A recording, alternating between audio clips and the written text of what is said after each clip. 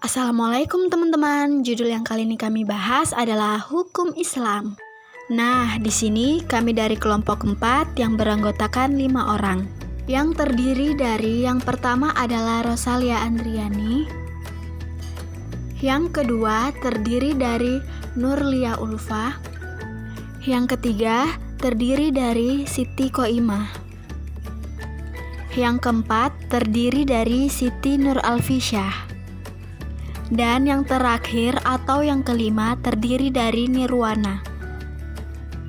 Selamat menonton buat teman-teman semua. Assalamualaikum warahmatullahi wabarakatuh. Saya akan menjelaskan tentang materi pertama, fardu. Fardu terbagi menjadi dua.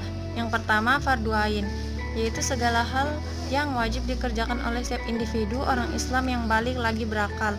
Contohnya salat 5 waktu, puasa bulan Ramadan, dan lain-lain. Yang kedua fardu kifayah, segala sesuatu yang wajib dikerjakan oleh setiap orang Islam yang balik berakal. Apabila ada satu orang atau sekelompok yang melaksanakannya, maka gugur kewajiban bagi yang lain. Contohnya menjawab salam dan sholat jenazah dan lain-lain. Memasuki materi kedua tentang hukum Islam, yaitu sunnah. Sunnah sendiri artinya ketika kita melaksanakannya kita mendapatkan pahala, dan ketika kita meninggalkan itu kita tidak mendapatkan apa-apa. Jadi kita tidak mendapatkan pahala dan juga tidak mendapatkan dosa. Sunnah sendiri itu tidak sesuatu yang tidak diperintahkan oleh Allah, tapi dipraktekkan oleh Nabi Muhammad. Jadi sunnah itu kita mengikuti apa yang dilakukan oleh Nabi Muhammad. Contohnya seperti sholat tahajud, sholat duha, puasa Senin Kamis, sholat qobliyah dan ba'diyah sebelum sholat wajib, itu termasuk dalam sunnah. Jadi ketika kita melaksanakannya atau mengerjakannya, kita mendapatkan pahala. Tapi ketika kita meninggalkannya, kita tidak berdosa. Terima kasih. Di sini selanjutnya saya akan membahas materi yang ketiga, yaitu haram. Pasti kalian bertanya-tanya kan, apa sih haram itu? Di sini saya akan menjelaskan secara ringkas materi tentang haram. Haram adalah suatu status hukum terhadap suatu aktivitas atau suatu benda, misalnya makanan. Aktivitas yang berstatus hukum atau makanan yang dianggap haram adalah dilarang secara keras. Orang yang melakukan tindakan haram itu akan mendapatkan konsekuensi yang sangat besar atau mendapatkan dosa. Adapun status hukum haram, jika kita melakukannya, kita akan mendapatkan dosa, dan jika kita meninggalkannya, kita akan mendapatkan pahala. Contohnya seperti merampok, berzina, mencuri, dan lain sebagainya. Adapun satu contoh lagi, seperti makanan. Kalian bertanya-tanya kan, apa sih makanan haram itu? Apa sih makanan yang dilarang oleh umat Islam? Di sini saya akan menjelaskan secara singkat. Makanan haram itu adalah seperti bangkai, daging babi, terus itu daging yang disembelih atas nama selain Allah, daging yang ditanduk, terus itu tercekik, terpukul, yang jatuh, kecuali sempat kamu menyembelihnya. Nah, mungkin itu saja yang bisa saya sampaikan. Selanjutnya saya serahkan ke pemateri yang keempat. Wabarakatuh.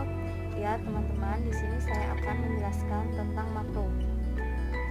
Makruh adalah sebuah status hukum terhadap suatu aktivitas dalam dunia Islam.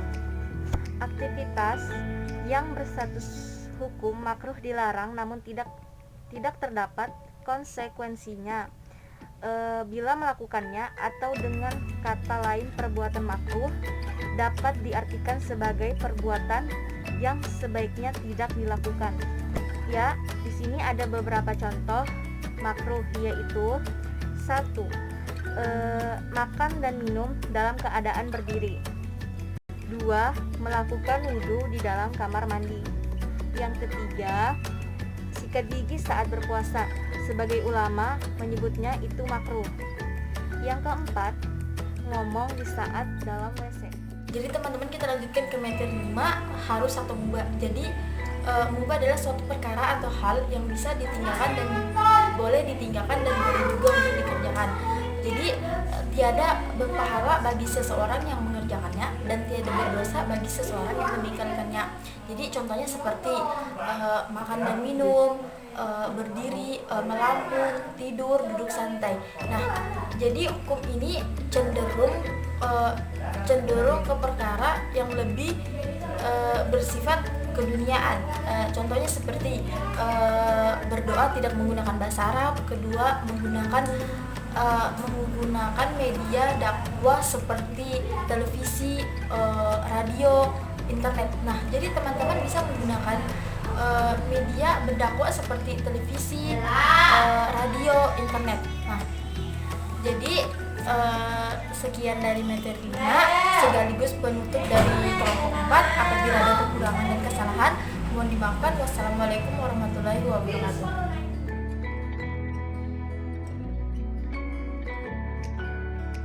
Makanya kita mendapatkan pahala, dan ketika kita meninggalkan perkara itu, ulangi. Atau makanan. Ayo, belum siapa aku, Mbak? Konsekuensi bila melakukannya tidak.